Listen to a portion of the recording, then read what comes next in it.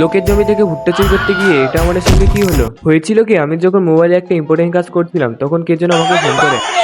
Hello. কি করছিস রে তুই? আরে এই তো একটা ইম্পর্টেন্ট কাজ করছিলাম। মিথ্যা কথা বলে কোনো লাভ নেই, আমি জানি তুই রিলস দেখছিস। তুই জানলে কিভাবে? ওইসব বাদ দে, চল। অনেকদিন কোনো কেলেঙ্কারি করিনি, চলো কিছু করা যাক। আমি না গেলে হয় না? তাই তুই না আসলে আমরা কার নামে দোষ দেব? ঠিক আছে তুই ফোন রাখ, আমি যাচ্ছি। চলে তো আসলাম, এবার আমি করবোটা কি? আরে চল তো আমাদের সঙ্গে। আরে আমাদেরকে ঘাসের জমিতে কেন নিয়ে আসলে? আমরা কি ঘাস চুরি করবো? আরে পাগলা, ওগুলো ঘাস না, নে তুই ভালো করে ছুলে দেখ। আরে এগুলো তো ভুট্টা, এটা তো আমি আগে থেকেই জানতাম। সবকিছু তো বুঝলাম, কিন্তু এখানে ভুট্টা আসলো কোথা থেকে?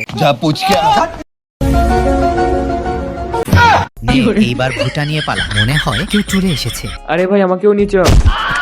হই হই, ভুট্টার জমিতে কে রে? Thank god. নে এবার তাড়াতাড়ি করে ভুট্টাগুলো পুরানো শুরু কর। নে ধর। কই দে, লবণ লেবু লাগিয়ে খাবো। ও মাই গড, সে কি স্বাদ! আহা।